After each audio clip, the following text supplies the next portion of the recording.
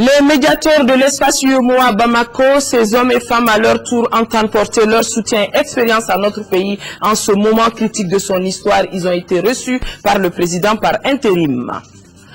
La presse malienne est reconnue être une presse dynamique depuis l'indépendance. Des journalistes talentueux se sont relayés pour relever le défi de l'éthique. Aujourd'hui, ils ont un œil critique sur l'exercice de la profession. Nous sommes lundi 24 septembre. Mesdames et messieurs, bonsoir et bienvenue dans cette édition. Le président de la République par intérim a reçu en audience ce matin l'association des médiateurs de l'UEMOA sous la houlette du béninois Albert Théodjiré. Ces médiateurs sont venus apporter leur soutien à notre pays et voir comment ils peuvent aider le Mali à surmonter cette crise. La même mission a été reçue à la primature. En l'absence du chef du gouvernement, la délégation a été reçue par le directeur de cabinet, Daouda Sidiki Diarra. L'association des médiateurs de l'Union économique monétaire ouest-africaine est venue écouter et voir ce qu'elle peut faire pour aider le Mali à retrouver la paix. Dans une crise comme la nôtre, nul ne peut ignorer l'importance des médiateurs. C'est le sens de cette audience avec le président de la République qui se situe dans le cadre de la solidarité au sein de l'UEMOA. Nous sommes venus apporter au président de la République du Mali le soutien des médiateurs de l'UEMOA. Nous sommes venus le faire dans le cadre des 52 ans d'indépendance, qui rappellent la douleur, les épreuves du peuple malien aujourd'hui. Nous l'avons fait également en essayant d'apporter notre contribution spécifique à ce qui se passe au Mali aujourd'hui. Nous allons rencontrer tous les acteurs que nous pouvons rencontrer. Nous avons vu déjà avec le Premier ministère. Nous sommes ici à la présidence de la République. Nous serons cet après-midi à Kati. Nous verrons le capitaine Sanogo. Nous verrons, si Dieu veut, les anciens présidents, Moussa Traoré et Alpha Omar Konaré. Nous verrons les diplomates pour suggérer d'abord une écoute plus large, attentive de ce que le Mali veut. Le Mali est un grand pays qui est agressé dans ses valeurs et dans son territoire. Nous souhaitons, nous, à notre place, faire en sorte que les solidarités s'élargissent, s'organisent, et que les valeurs islamiques, largement partagées par le monde entier, permettent de limiter la justice expéditive, etc., etc. Auparavant, les médiateurs ont été reçus par le directeur des cabinets de la primature. Ici, la situation sécuritaire a été également évoquée. Pour le directeur des cabinets, on fait face à un déficit de communication car, dira-t-il, si on est hors du pays, on a l'impression que le Mali vit dans une situation chaotique. Je vous le disais, le Premier ministre chef du gouvernement est absent du Mali. Il séjourne actuellement aux États-Unis, plus précisément à New York. New York où Cheikh Modibo Diarra, hier après-midi, a communié avec nos compatriotes vivant dans ce pays dans le cadre de la 5e édition du festival sur le Mali, festival baptisé cette année pour la paix. Les femmes de New York qui organisent la même manifestations culturelles depuis 2008 ont voulu collecter des fonds pour leurs sœurs du Nord. Envoyés spéciaux chez Sira Emmanuel Dambélé, Idrissa Traoré. La présence d'artistes de la sous-région ouest africaine sur le même podium à New York, un prétexte bien trouvé pour rassembler tous les Maliens de cette ville et manifester la solidarité envers les femmes du nord du Mali. L'initiative est de l'Union des associations des femmes maliennes de New York qui a voulu collecter cette année des fonds au profit de leurs sœurs du Nord. Cette année, on a intitulé ce festival, on a dit Festival de la paix, compte tenu de la situation actuelle au Mali. On a dit Festival de la paix.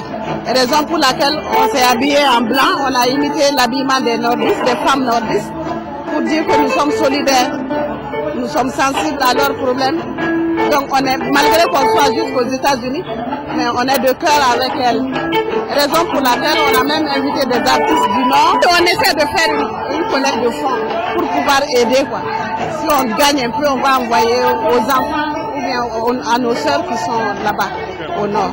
Initialement baptisé Festival de New York, c'est la 5e fois que cette manifestation a lieu sur cette même place au lendemain du 22 septembre.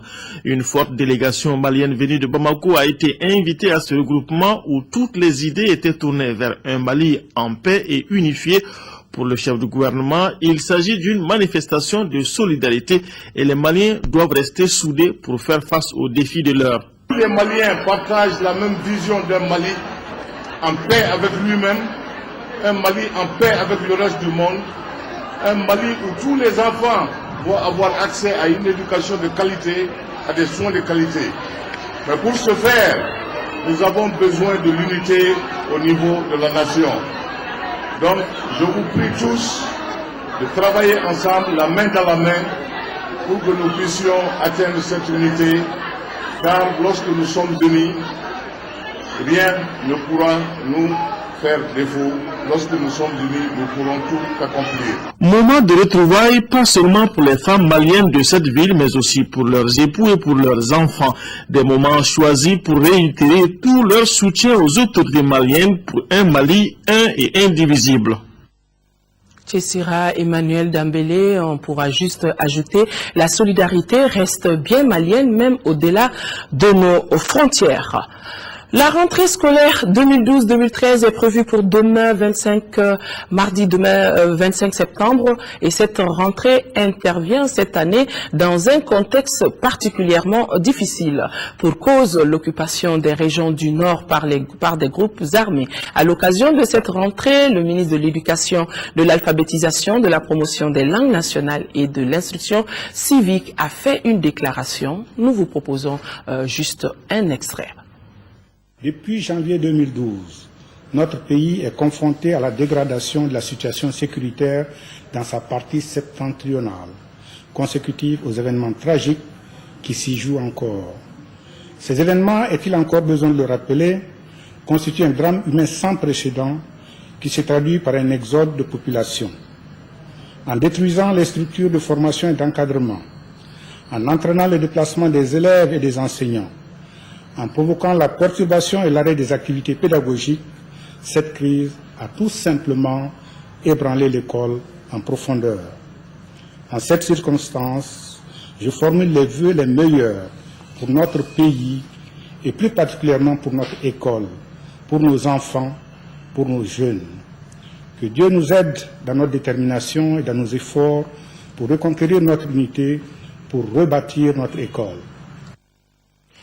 Nous sommes avec le ministre Adam Maouane. Restons avec lui pour vous signaler que ce matin, il a eu à recevoir l'association des écoles privées agréées du Mali. À l'issue de la rencontre, l'association a levé son mot d'ordre de grève. La déclaration est lue ici par Ibrahima Rémi Doumbia, le secrétaire général de l'association. Des propos qui nous ont été recueillis par Boubacar Sissoko.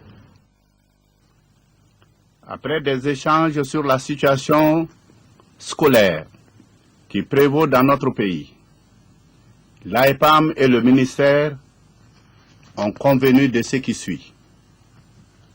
Le ministère de l'Éducation et de l'Alphabétisation poursuivra ses efforts pour diligenter le paiement des frais scolaires et des demi-bourses.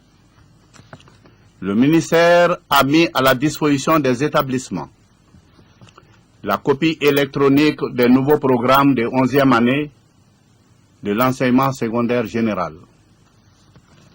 Les critères d'orientation ont fait l'objet d'échanges francs et constructifs entre les deux parties. Les deux parties ont convenu de la nécessité de conjuguer leurs efforts pour surmonter les difficultés actuelles que traverse notre pays en général et l'école malienne en particulier. En conséquence, l'AEPAM, consciente de ses responsabilités vis-à-vis des enfants et des parents de notre pays, invite tous ses adhérents à prendre les dispositions nécessaires pour une rentrée effective des classes aux dates indiquées par le département de tutelle. Bamako, le 24 septembre 2012, pour le bureau de l'AEPAM, le secrétaire général Ibrahima Rémi Doumbia. L'exigence du port du casque par les conducteurs d'engins à 2 roues à partir du 1er octobre prochain est l'une des décisions prises, on le rappelle, en Conseil des ministres du 19 septembre dernier. L'application de cette mesure se fera par la sensibilisation de la population. En attendant, le ministre en charge des transports et des infrastructures routières a rencontré les acteurs concernés. Les échanges ont porté sur l'importance du casque, l'application correcte de la mesure relative à son port et les stratégies d'approvisionnement du marché. Le ministre, le lieutenant-colonel Abdoulaye Koumaré, est au micro de Tchemoko Konaté. On a essayé de voir dans quelle mesure les populations peuvent avoir les casques à des prix qui sont raisonnables, je dis bien des prix raisonnables, et les vendeurs de casques, les opérateurs économiques, pour voir dans quelle mesure on peut amoindrir les coûts de vente des casques. Parce que ce n'est pas un secret, il y a déjà la spéculation sur les prix de casques. La communication verbale a parlé du décret qui fixe le port du casque comme obligatoire. Donc ce décret a été lu et dans ce décret on parle naturellement de sanctions comme tout décret en la matière, mais compte tenu du contexte particulier du pays, nous avons bien voulu essayer de dire qu'il n'y aura pas de répression à partir du 1er octobre. Il y aura plutôt la pédagogie, en sensibilisant davantage les conducteurs d'engins à 2 roues, ceux qui seront sur les motos, on va les arrêter, on va demander à ceux qui n'ont pas de casque de bien vouloir porter les casques pour la prochaine fois. On va les inviter, les éduquer, les former, à porter les casques.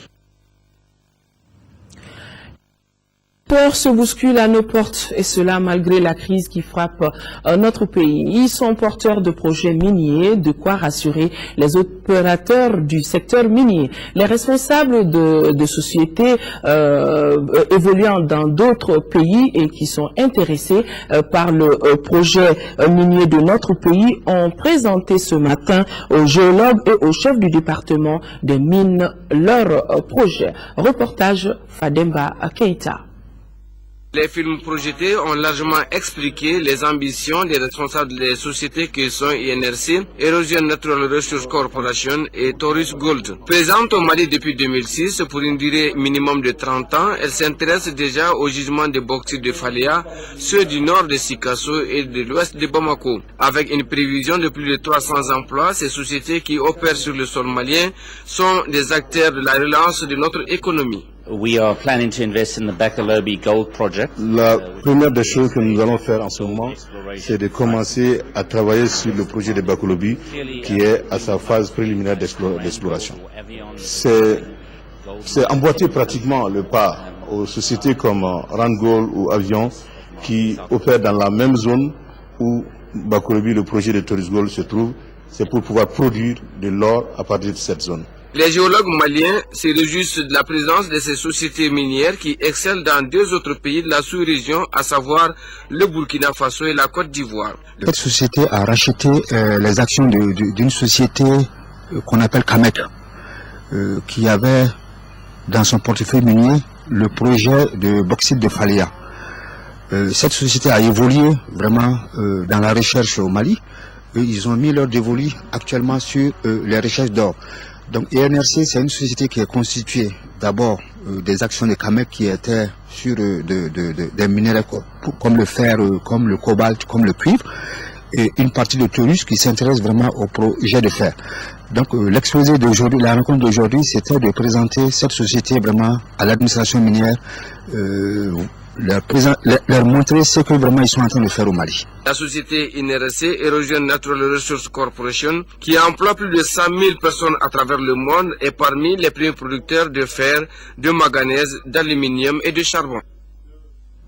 Solidarité à l'endroit des déplacés du Nord. Les ressortissants de la commune de Bamba résidant à Bamako ont remis ce matin un important lot de médicaments à leurs parents restés sur place à Bamba, et cela malgré la crise sécuritaire. Ce geste devra contribuer à l'amélioration de la santé des populations de la commune de Bamba. Je rappelle que Bamba, c'est dans la région de Gao. L'artiste Babani Koné, désormais ambassadrice de la campagne Tous et Chacun pour une réduction de la mortalité maternelle, néonatale et infantile. Elle est une initiative de nos plus hautes autorités et de la société civile. L'ambassadrice a donc lancé le 22 septembre dernier, fête de l'indépendance du Mali, son programme d'information et de sensibilisation. Et cela, c'était en présence de notre reporter Garibou Pérou. Mourir en donnant la vie ou mourir dès les premières heures de naissance, tels sont les combats auxquels le département en charge de la santé de notre pays fait face. Pour atteindre les objectifs, l'État préconise des campagnes d'information et de sensibilisation. L'artiste, c'est la communication et la santé aussi. Pour avoir une bonne santé, il faut avoir bien communiqué à des populations, à des femmes, à des jeunes. Sans la communication, la santé ne peut pas du tout diffuser. La réduction de ces décès ne peut s'effectuer que lorsque chacun à son niveau s'implique, puisqu'il s'agit là d'une question de santé publique. Cette journée vise à toucher le maximum des femmes et d'hommes pour un changement et comportement qui est plus que nécessaire pour mener le combat pour la réduction de la mortalité maternelle, néonatale et infantile. Pour faciliter la réussite de cette campagne d'information et de sensibilisation qui s'inscrit en parfaite harmonie avec la politique nationale, les femmes doivent obligatoirement faire des consultations prénatales et des vaccinations afin que les techniciens puissent suivre l'évolution normale de la grossesse. L'ambassadrice de cette campagne, Babani Koné, a profité de cette occasion pour présenter son homonyme. Il s'agit de celle-là, abandonnée par sa mère dès les premières heures après l'accouchement. L'ambassadrice s'engage à mettre alors une fortune au compte de son homonyme. La libération des armes du Mali bloquées dans certains pays de la CEDEAO et la tenue d'une concertation nationale sont entre autres les exigences de la coordination des organisations patriotiques du Mali, COPAM. L'information a été donnée ce matin à la faveur d'une conférence de presse organisée à la Maison de la Presse. Conférence de presse qui a porté sur la libération des armes du Mali bloquées dans certains pays de la CEDEAO.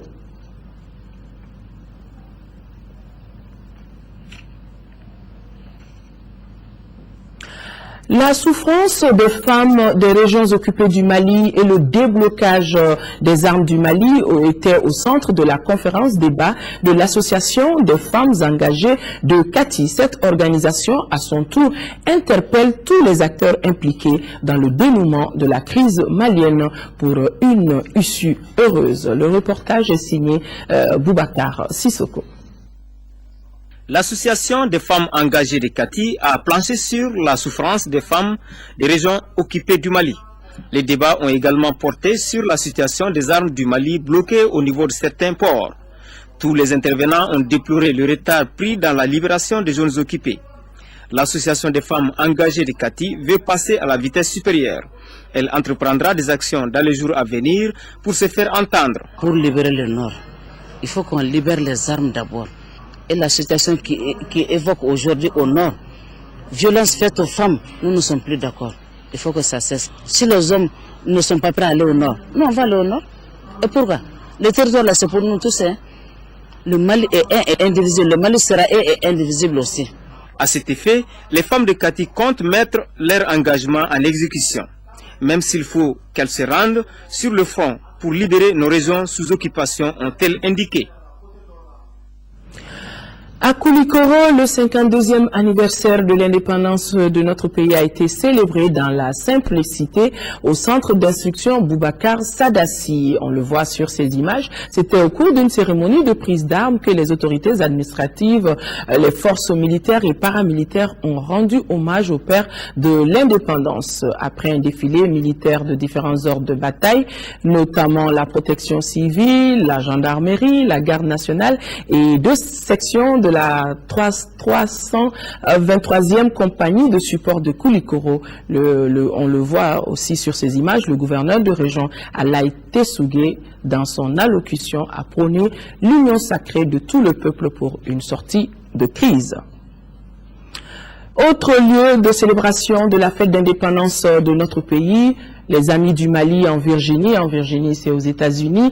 Les Amis donc du Mali en Virginie ont célébré le 22 septembre hier à Richmond. Une célébration qu'ils ont organisée pour témoigner leur solidarité au peuple malien tout en informant l'opinion publique américaine sur la crise que traverse le pays. La Virginie, qui est le premier État des États-Unis à dispenser des cours d'histoire sur le Mali depuis de nombreuses années déjà. Salif Sanogo a assisté à cet événement et son reportage est le suivant. Avec leur pays d'adoption, les Amis du Mali en Virginie le sont. Une solidarité agissante d'ailleurs, puisque depuis le début de la crise, ils se sont mobilisés pour apporter leur soutien.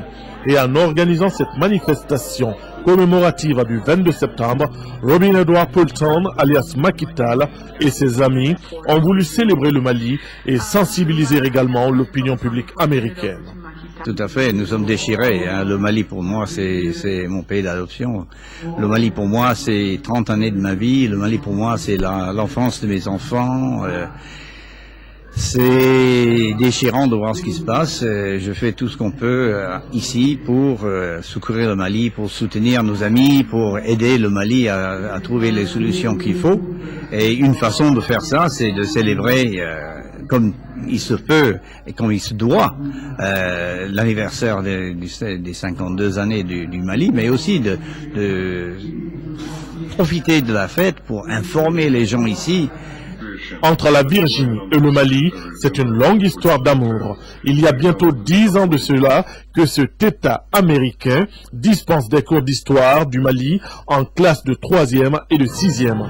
Et depuis 2009, sa capitale, Richmond, est jumelée avec la ville de Ségou. Dans les semaines à venir, cette coopération devrait évoluer avec l'envoi d'une mission scientifique qui doit se rendre sur place. En attendant, l'ambassadeur du Mali aux États-Unis d'Amérique a remis des distinctions honorifiques à deux grandes amies du Mali. Cheikh Amala Diabaté et son groupe ont aussi assuré une prestation de qualité puisant dans le riche patrimoine du pays de Tombouctou. Cheikh Amala Diabaté, qu'on appelle le grand griot de Washington. Nous retrouvons l'actualité ici à Bamako. La Maison de la Presse abrite depuis ce matin une exposition spéciale dédiée au 22 septembre intitulée Presse Crise 22. L'initiative de l'association Balanise exhibe en images aux visiteurs les instants décisifs des instants de la crise malienne. La presse dans la mouvance du 22 septembre à suivre avec Aboubakar Meiga. Après son lancement à la médiathèque de Medina Kouroua, l'exposition Presse Crise se transporte à la Maison de la Presse en version plus améliorée. La fête du 52e anniversaire de l'indépendance du Mali oblige, d'où d'ailleurs cette modification dans son intitulé Presse Crise 22. Pour l'occasion, appel a été fait au professeur d'art Amadou Chab-Touré afin d'harmoniser les classements des photos et des articles en fonction des thématiques. On a fait un panneau sur l'armée, 3 panneaux sur l'État dans la crise, un panneau sur la presse, 2 panneaux sur le Nord, pour essayer de ramener l'essentiel dans ce qu'on va présenter. Les films sur les événements du 22 mars a été aussi retouché. Un mixage d'articles et de reportages audiovisuels permet de mieux cerner les messages des acteurs. On fait une genèse depuis les différents coups d'État que la République a subis jusqu'à l'avènement de la démocratie, en faisant un jeu aussi par rapport à la crise. En fait, le concept 22, c'est un jeu de mots. 22 par rapport au 22 mars et surtout 22 par rapport au 22 septembre. Voilà, donc c'est un petit film de 22 minutes. Je crois que la presse doit jouer un plus grand rôle en termes de sensibilisation, en termes de mobilisation, en termes même de soutien à l'armée. Presse Crise 22 continuera encore pendant une dizaine de jours à la Maison de la Presse. Après, les organisateurs envisagent de la suggérer aux parlementaires et aux habitants des différents camps de Bamako. La transition, elle est toute trouvée pour ouvrir le dossier de ce journal. Un clin d'œil sur les pionniers des médias au Mali. Ces hommes et ces femmes étaient animés par une farouche volonté de réussir à leur époque. On pouvait parler d'éthique. Ces anciens portent aujourd'hui un regard critique sur l'exercice de la profession. Et pour en savoir plus sur les prouesses des pionniers des médias de notre pays, c'est un dossier signé Boubacar Sissoko. Les hommes des médias des années 60 ont accompagné les nouvelles autorités aux premières heures de l'indépendance du Mali. Ces pionniers des médias se sont mis à la tâche pour réussir cette nouvelle mission. Ils étaient motivés par l'éthique et surtout animés de courage et de patriotisme pour écrire une nouvelle page de l'histoire du Mali. Nous, on était plutôt omnibulés par le patriotisme qu'on avait en nous. C'était ça qui était important pour nous. Et on était une famille. Vous avez vu, jusqu'ici, on est quand même une famille. On se fréquente, on se concerte, on fait tout ensemble, comme si vraiment on était des frères. Avant, on n'était pas nombreux. Le travail se faisait très bien. Chacun avait son compte. Et la radio et la presse écrite, c'était très bien. On travaillait dans un cadre très propre. Maintenant, c'est un peu différent. Il y a trop de médias. C'est beaucoup, hein. Il est difficile de mettre de l'ordre dans tout ça.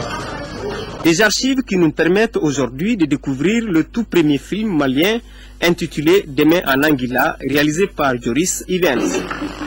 Donc voici l'acteur principal, Moussa Sidibé. C'est à partir de ce film-là que le cinéma est parti. Bon, c'était le Demain en Anguilla. Bon, c'était au début des indépendances. Bon, donc avec la politique du Mali à l'époque, bon, il y a des sociétés qui ont fermé les portes, etc. C'est ainsi qu'avec le succès que le film a eu, bon, l'État a décidé de créer un service cinématographique au sein du ministère de l'Information, d'où la dénomination de OCINAM, Office National de Cinématographie. Quand le président Moribo est arrivé en 60, après l'éclatement de la Fédération du Mali, il y a deux hauts cadres sénégalais qui sont venus avec lui, Doudou Gueye, journaliste, et Amadou Cissé, caméraman. Ce Amadou Cissé, il était déjà avec le président Moribo sous la loi cadre, et il était le directeur général des actualités France-Afrique. Donc lui, il est venu avec le président. Il lui a demandé, bon, écoutez, monsieur le président, achetez-moi une caméra, moi je vais faire des films d'actualité. C'est ainsi que le cinéma a démarré en République du Mali. Maintenant, nous sommes en train de nous battre aussi pour récupérer certaines de ces images que nous n'avons pas. Par exemple, la visite de Ses Majestés Haïlé Sélassié Ier à Hassan II, ça a été filmé ici, mais nous n'avons pas les images. Ça a été projeté. Moi, je les ai vus quand j'étais môme et tout. Mais on parle de certains studios où nous devons aller frapper à leur porte pour essayer de retrouver ça. Et si nous les retrouvons, ça va être quelque chose de magnifique pour nous. Mais je veux dire que un pays qui n'a pas de mémoire, un pays qui n'a pas d'archives, est dépendant de beaucoup de formes de manipulation. De l'image vivante, passons à celle fixe. Il s'agit de la photographie. L'un des pionniers de la photo est Malik Sidibé. Il a su immortaliser l'époque par ses images qui ont enrichi notre patrimoine photo. Les anciens frères d'abord, ils n'ont pas cadré les images, beaucoup d'images, ils n'ont pas. Il y a beaucoup qui ont brûlé ou qui ont jeté les négatifs. Oui. Chez moi, bon, il y a tout. À l'indépendance de moi, j'ai tous les négatifs de l'indépendance. Le sport, la nage, beaucoup de tout comme ça. Moi, j'ai tout ça. Moi, j'étais un saunier. J'ai couvert les semaines de jeunesse, les biennales. J'ai eu à enregistrer presque toutes les grandes vedettes du Mali. Quel regard les anciens ont-ils des médias d'aujourd'hui? Nous leur avons posé la question. Certains n'acceptent même plus les critiques. Et on ne pense plus à se former, à essayer d'aller de l'avant, à se corriger, à demander des conseils. C'est très rare. Il y en a qui le font, mais c'est assez rare quand même. Reste aux hommes de médias d'aujourd'hui de prendre exemple sur les anciens pour laisser à leur tour une empreinte positive dans l'histoire du Mali. Merci Boubacar Sissoko. Dans le cadre de la célébration, toujours dans le cadre de la célébration de notre fête d'indépendance, le bi-hebdomadaire 22 septembre sort une édition spéciale. Si le caméraman est d'accord pour qu'on puisse montrer, et voilà, le titre du bi-hebdomadaire 22 septembre qui sort une édition spéciale demain, mardi 25 septembre. Dans ce numéro spécial de 20 pages, vous trouverez une interview du doyen Seydou Badjan, un éditorial intitulé « Un Mali qui tombe », un cahier spécial sur le Mali d'hier à aujourd'hui, entre autres, dans vos kiosques.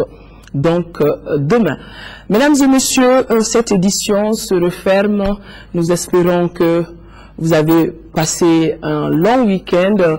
Demain, les scolaires maliens vont reprendre le chemin de l'école et l'information, elle aussi, reprendra ses droits demain 10h, 13h et vous serez en compagnie de Sira Bachili, ayant une pensée profonde pour nos compatriotes des régions du Nord vivant sous occupation. Nous ne les oublions pas jusqu'à la libération totale du territoire. Excellente nuit à tous. Au revoir.